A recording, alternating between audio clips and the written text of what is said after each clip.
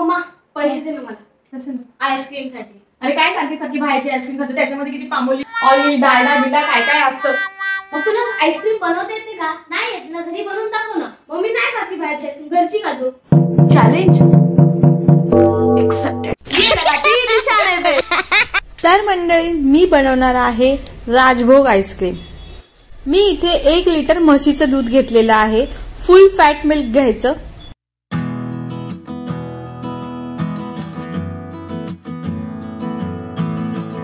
मी इथे अर्धा कप साखर घेतलेली आहे, अर्धा कप मिल्क पावडर घेतलेली आहे, थोडीशी वेलची पावडर घ्यायची, केसराचे तुकडे घ्यायचे आणि सगळे ड्रायफ्रूट छोटे छोटे चॉप करून घ्यायचे. मी इथे 1 लिटर दुधामधून अर्धा लिटर दुधाचा खवा बनवून घेणार आहे. त्यासाठी दूध आटवून घ्यायचं. 15 मिनिटं दूध आटल्यानंतर अशा प्रकारे खवा तयार होतो.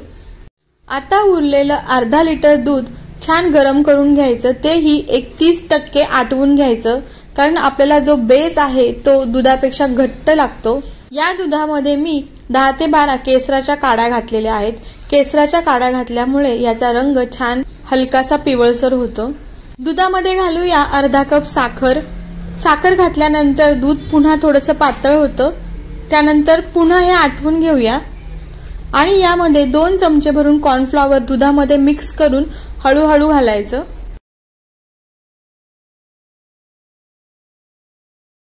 दहा मिनिटांनंतर तुम्ही दुधाची कन्सिस्टन्सी पाहू शकता. थोडंसं घट्टसर झालेलं आहे.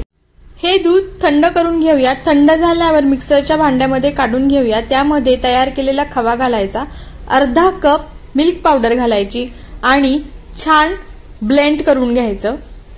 आता हे मिश्रण एका प्लास्टिकच्या भांड्यामध्ये ओतून मी फ्रीजमध्ये 2 तास ठेवून देणार आहे. 2 तासानंतर हे मिश्रण बाहेर काढायचं आणि पुन्हा एकदा मिक्सरच्या भांड्यामध्ये एकदा फिरवून घ्यायचं. बर्फाचे जे छोटे छोटे क्रिस्टल तयार होतात ते या प्रोसेसमुळे तयार होत नाही. आता हे मिश्रण पुन्हा डब्यात ओतूया. त्यामध्ये वेलची पावडर घालूया आणि सगळे बारीक काप केलेले ड्रायफ्रुट्स घालूयात. डब्याला वरच्या बाजूनी प्लास्टिकने कव्हर करायचं आणि त्यानंतर झाकण लावायचं. त्यामुळे क्रिस्टल तयार होत नाही. अरे यार कधी होणार आहे मम्मी, कधी होणार आहे आईस्क्रीम? 7 ते 8 तास लागतात मिनिमम. 7 ते 8 तासानंतर तुमचं आईस्क्रीम रेडी असतं खाण्यासाठी. कसं आहे? एक नंबर. अरे दे. तर मंडळी, तुम्हाला हा व्हिडिओ आवडला असेल तर आपलं चॅनल माय लेक कटाला नक्की लाईक करा, शेअर करा, सबस्क्राईब करा आणि हो बेल आयकॉन दाबायला विसरू नका. म्हणजे तुम्हाला माझ्या पुढच्या व्हिडिओचे नोटिफिकेशन येईल आणि तुम्ही माझा पुढचा व्हिडिओ न चुकता पाहू शकाल.